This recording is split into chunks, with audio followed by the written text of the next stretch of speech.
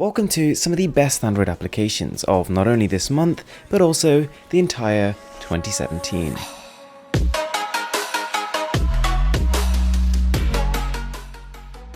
The first app is called Air Console, and long story short, it turns your Mac or PC into a fully fledged gaming console that you can then control with your smartphones. And I suppose the best bit here is that because it's all powered by the web, you don't need a super powerful laptop or computer, just a fairly decent internet connection.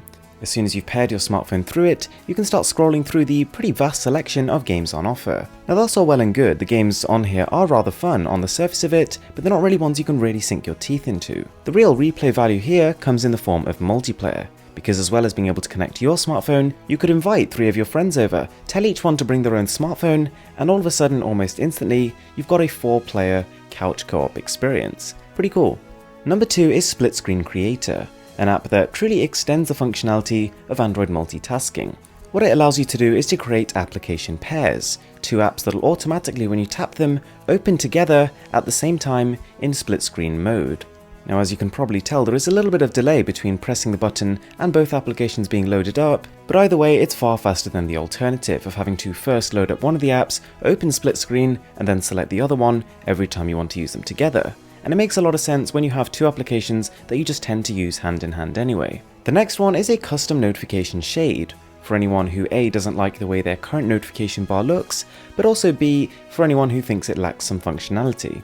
The app requires no root, and without doing any tinkering whatsoever, it'll look and feel like you're running Android 8.0 Oreo. You've got all the same access to your shortcuts, to your notifications, but at the same time a pretty intense level of customizability. You can adjust everything from the color of the notifications, the way the quick settings are displayed, or even the color of the bar controlling your screen brightness. Up next, we've got possibly the most seamless and minimalistic note-taking application we've ever used. This is called Note-In. It actually opens on top of whatever you're doing, so it doesn't even suspend any applications in the background. You then type out something you really want to remember, and instantly it'll appear in your notification bar. When you're done with it, you simply swipe it away like with any other notification and completely forget about it. By the same company that brought us Duolingo, one of the best language learning applications, we've now got Tiny Cards. And this uses a scientifically proven algorithm to help you remember things. And there is so much information crammed into this one app. Everything from the names of various different animals to Spanish architecture throughout the ages. It'll basically take you from a general knowledge rookie to an absolute genius. As an example, within about 5 minutes of having used the application, I've committed to memory about 7 different types of geographical maps, their exact definition, what they're used for, and what they represent. Very quickly before we carry on, you might know that we are really trying to hit 1 million subscribers before the end of 2017, so if you could support me by subscribing, I would appreciate it so much. The next application is something called Floating Tube. And whilst that probably gives you a pretty good idea of what it does, the name alone doesn't really do the application justice. This is more or less a fully featured YouTube app where you can like, comment, subscribe to channels and visit the channels directly, but also it allows you to create a floating window. A lot of the time when you're watching a YouTube video, you want to be doing something else at the same time.